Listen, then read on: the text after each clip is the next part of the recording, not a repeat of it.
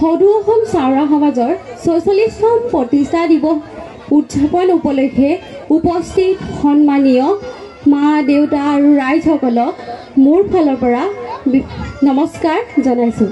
বয় বয় লিমটমবেন।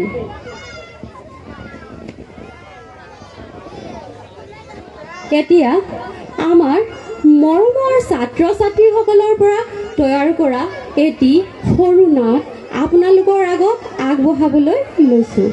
আপোনালোক অতি মনোযোগেৰে আৰু অতি কম শব্দ কৰি নাটটি উপভোগ কৰিলেহে এই নাটৰ সত্য অৰ্থ জ্ঞাত হ'ব। মই ৰাইজক অনুৰোধ কৰিছোঁ তেওঁলোক যাতে মনোযোগেৰে আৰু হুলস্থুল নকৰাকৈ আহক, এই নাটটি আমি উপভোগ কৰোঁ।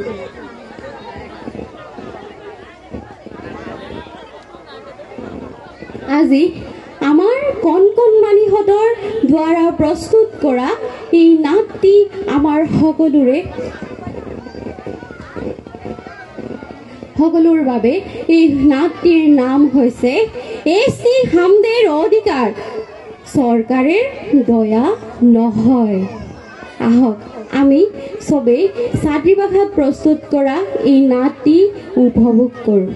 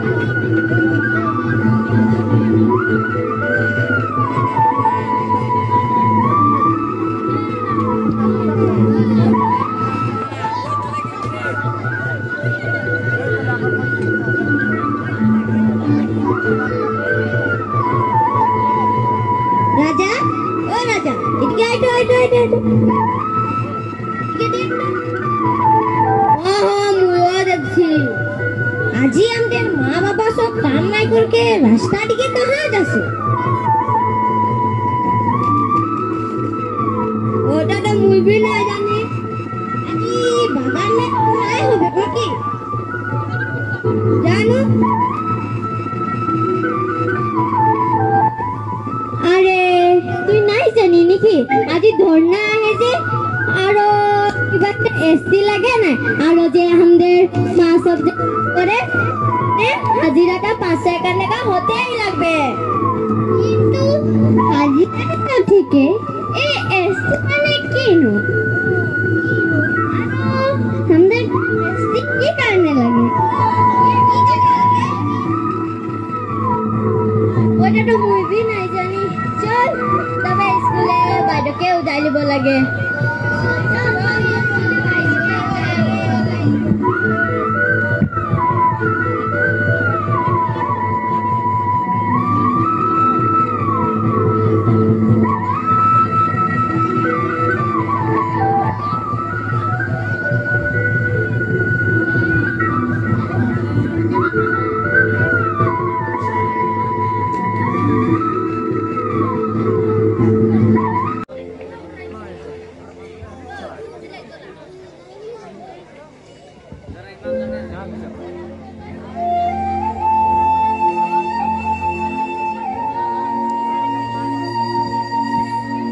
ले गो अलग भात दिबा नेकी ना लगे गो पेटा भरे गेल बाबू के लगे जदि दे दे और डांगर माके आंकाय दे एके लगे भातटा खाइ लिबी।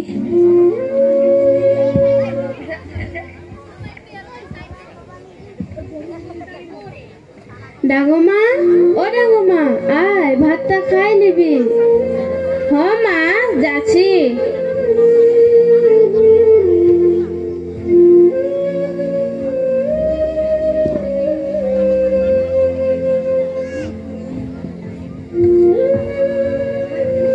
ও মা, দে খাই দিব।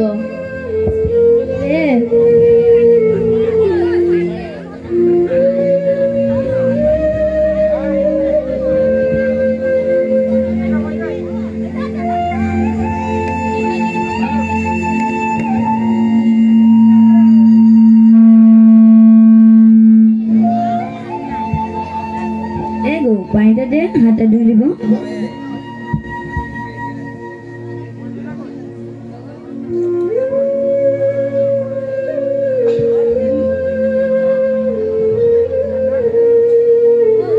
ডাঙৰ মা, তোৰ এন্ট্ৰেন্স এক্সামটা তো ক্লিয়াৰ হইল, সেইখন মই তোৰ এডমিশ্যন কাৰণে মই ফিজ দিতে নাই পাৰব ৰে মা। মোকে বেয়া নাই পাবি রে মা। মোর মনটা বহুত দুঃখ লাগি আয় জানি। পয়সা গিলা কোনো দিক গেলে জুড়াতে নাই পাচ্ছি। তুই তো গমেই পাই 215 টাকা হাজার ঘর চলাতে কিমান কষ্ট হয়। মোকে বেয়া নাই পাবি রে মা। নাই গো বা, আমি জানি 215 টাকায় ঘর চলতেলে কিমান কষ্ট হয় আমি জানি। তুই চিন্তা নাই করবা মা, এইবার পড়ে আছি না, জেনে তেনে সরকারি চাকরি একটা লিবই। পিছে গম পাই বা, আমাদের যদি এসটিটা পাই যাতে কত যে সুবিধা হতো। তাকেই তো, ধর্ণা তো সব দিকেই হচ্ছে, হাজার হাজার মানুষ ওলাই আছে। যদি ইচ্ছা করে তো আপনাদেরকে সরকার এসটিটা দিতে পারে। আরে এ গো বাবুর মা, এইগুলা সবে সরকারের একটা একটা ঢং। এই নির্বাচনটা কারণে এগুলা সব দুদিনের দেখ রে। এই নির্বাচনটা জড়বে যে দেখবি, ও ক্ষমতাশালীর পকেটে মাল, এসটি আর হাজরাকের হয়ে যাবে গোলমাল। নাই গো বা, এইবার কিছু বেলেগ যাচ্ছে। হ্যাঁ যাচ্ছে হামনিকে আদিবাসী ছড়াছড়ি মন। কালি ধর্ণা আছে না বা, আমিও যাব। ও মা, কালি ধর্ণা আছে না, ধর্ণা দিতে মুভি যাবো তোর লগে। নালাগে, তুই স্কুল যাবি, তোর পরীক্ষা আইছে রে।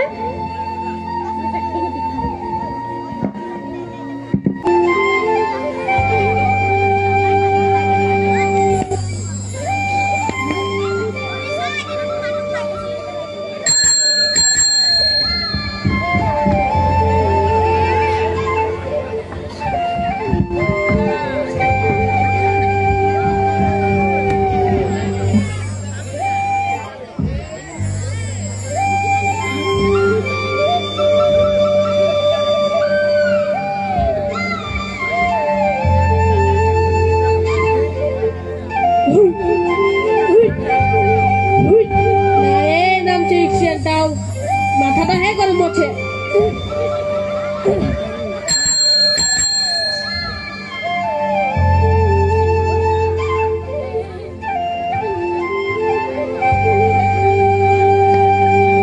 সাদা খাতে মন যাচ্ছে, সাদা টেবিটা মন মিনিমাই কাহা রাখে দিল।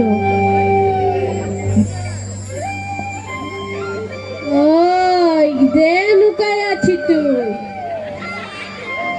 এক পালি খায় এলিব নাকি, খাতে বহুত মন যাচ্ছে।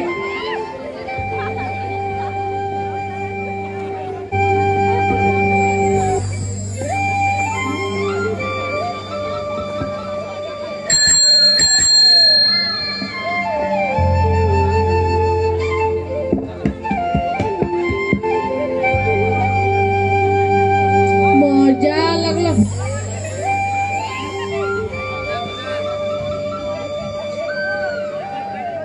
অলপ চুনাটা বেশি হয়ে গেল। শুনো শুনো রাত সকল, আজি 4 ঘন্টা কেন বাগান বন চিনি মারা অফিস আগু গিয়ে ধারণা আছে গো, সবকে ওলা যাবে। এ ভালে না লাগছে সাদাটা, খেলা দিব নাকি। ধনাটা বেশি হলো আর একবারই খাইলি কতটা যায়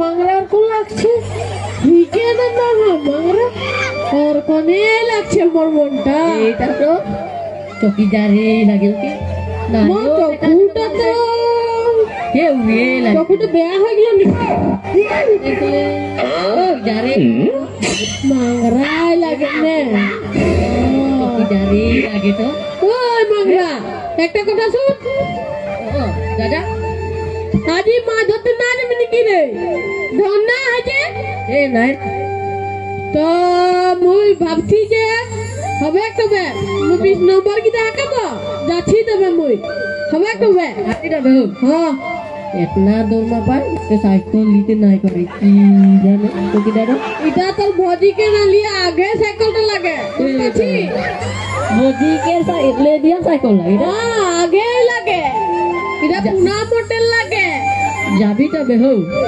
হবে যাচ্ছি চকিদাটা গেলে কি দেখে নি বারু চকিদাটা গেলে এই গে সে লাগা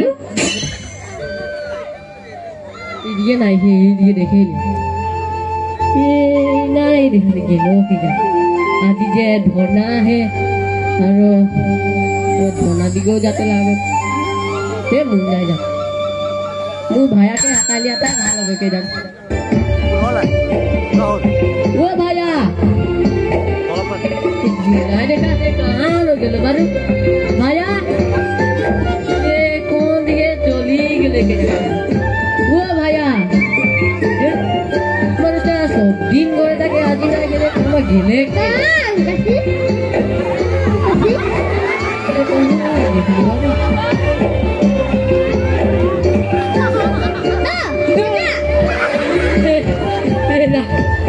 तुझे मोके भोये लागिली जे आजी बोले धोना है गाँव सुनते रही बोले अंदर लाठी को चुकी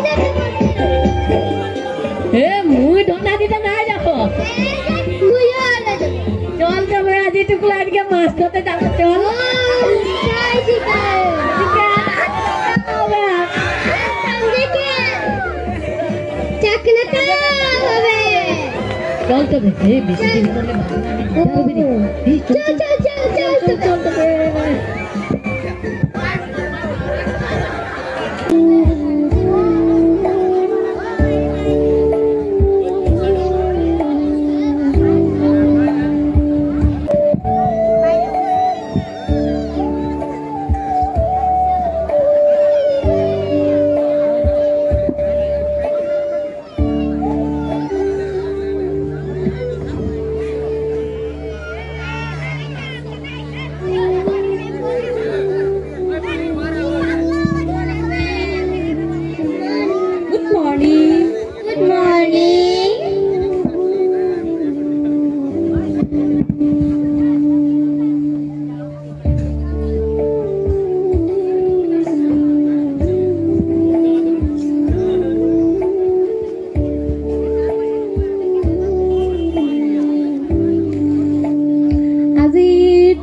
सबे उपस्थित आसा নহয় আছো ঠিক আছে আমি পঢ়া আৰম্ভ কৰিম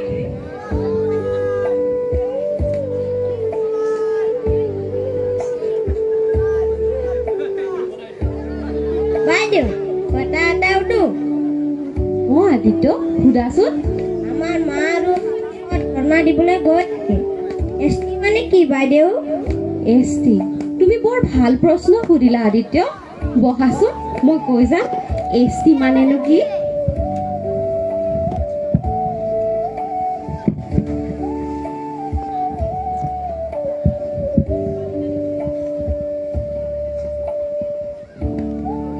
পিছৰবোৰ কি হৈছে তোমালোকৰ মনে মনে থাকা আদিত্যই ইমান ধুনীয়া প্ৰশ্ন সুধিছে আকৌ তোমালোকৰ কথা আহে শুনাচোন এছটি মানে কি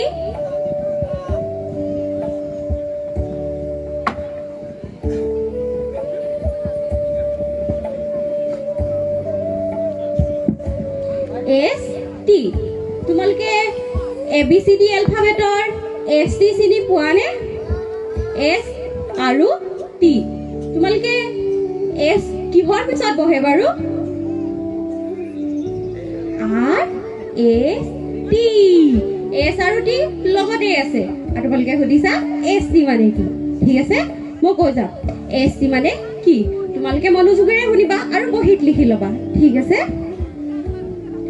ST সম্পূৰ্ণ হৈছে শেডুল ট্ৰাইব অৰ্থাৎ তোমালোকে জানানে তোমালোকৰ আজু ককা মানে গম পাইছা নাই নানাকেৰ নানা তোমালোকৰ সাদৰি ভাষাত তেনেকে কয় ন কয় নাই মোৰ চশমা আজোৰ ৰবা মই হাৰি লৈছো দেই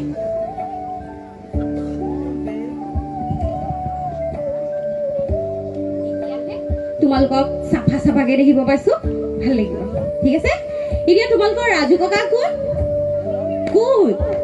তোমালোকৰ নানা হয়নে ঠিক আছে তোমালোকৰ আজু ককাহঁতক ইয়াত ব্ৰিটিছে যেতিয়া আমাৰ ভাৰত স্বাধীন হোৱা নাছিলে তাৰ আগতে ব্ৰিটিছে তোমালোকৰ ৰাজু ককাহঁতক আমাৰ অসমলৈ চাহ খেতিৰ বাবে লৈ আহিছিল গম পোৱা নে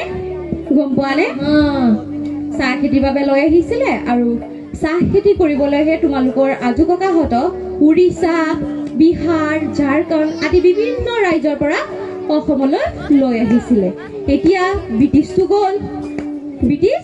গ'লগৈ এতিয়া আমাৰ দেশ এক স্বাধীন গণতান্ত্ৰিক ৰাষ্ট্ৰ আৰু এই ৰাষ্ট্ৰত সকলো সম্প্ৰদায় সকলো জাতি জনগোষ্ঠী সকলো লোকৰে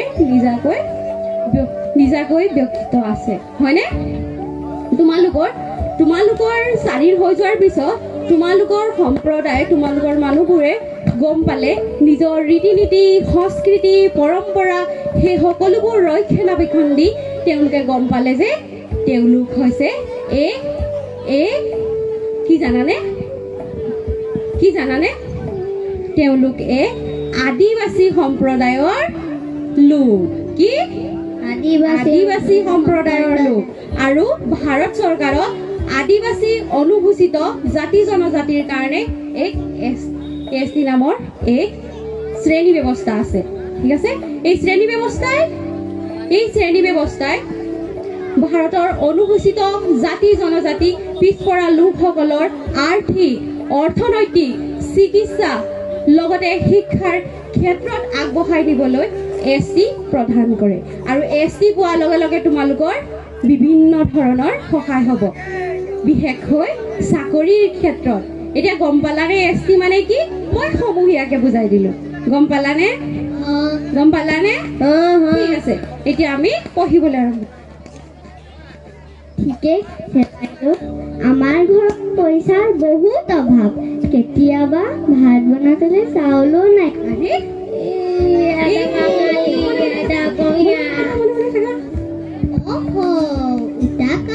দাদা কলেজৰ পাকা মিস্ত্ৰী কৰে আৰে তোমালোকে এইবোৰ চিন্তা নকৰিবা এতিয়া পঢ়ি শুনি ভাল মানুহ হোৱা আৰু পিছলৈ সমাজৰ কাৰণে ভাল কাম কৰি যাবা ঠিক আছে বুজি পালানে ঠিক আছে আমি এতিয়া ইংলিছ পঢ়িম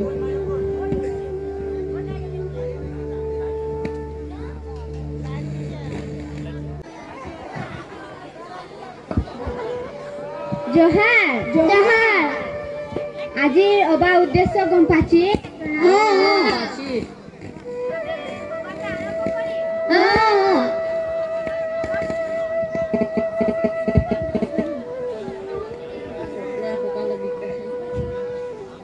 কাকা কথা একটা বলবো না বলবো তো আরে আমরা কতদিন ধর্ণা করতে লাগবো সরকার যে কোনোই লড়সড়ে নাই করছে দেখ নবুল অহজ নহয় এই গণতান্ত্রিক রাষ্ট্র যে নিজের কারণে মাতে বস্তু পাওয়ার কিন্তু আমরা প্রচেষ্টা করে যেতেই লাগবে কি বলছি রাইস আর কতদিন আমরা নিজের অধিকারের কারণে সরকার সামনে এক ভিক মাঙে থাকবো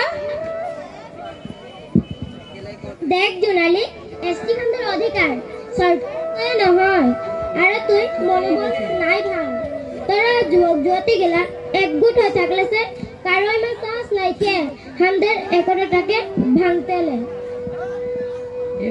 পাই নাই ওদিন তাই যে মাছ ধরতে যাইছিলি ওদিন তাই হাজিরাটা হইল আর তাদের কি আছে মনে মনে থাক। নবুল বিখে বলছে যে এসটিটা আমাদের অধিকার, সরকারের দয়া নহয়। এসটি কারণে আমরা প্রতিভা ধর্ণা আরো মাতবই, কিন্তু আমাদের লড়া ছেলেগুলা তোরা পড়াশোনাকে নাই ছাড়বি যাতে পড়কে ইতনা ডাঙর মানবন তোদের আগে এসটি কি ন কোনো পাত্তাই নাই পাই। তুই তোদেরকে অনুরোধ করছি যে বাগানে 2 দিন কাম করকে বি হলেও পড়াশোনাকে নাই ছাড়বি। মুহে জানি পাকা মিস্ত্রি করে আসে কে পড়াতে বলে বসতে পারি জানো তবে কবি উগলা নাই কর সব ঠিক হয়ে যাবে। তবে হবাটা বঙ্গ করি কিনে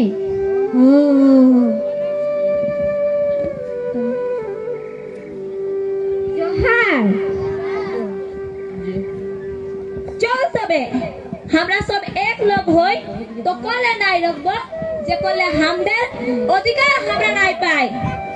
এসটি আমাদের অধিকার মাটির পাতা লাগিব বাগান 1500 টাকা হতে লাগে। ধন্যবাদ। 200 টাকা হাজিরা, 50 টাকা সিলাই কাজ, মজা করে আলাম সব এসটি পুরা যায়।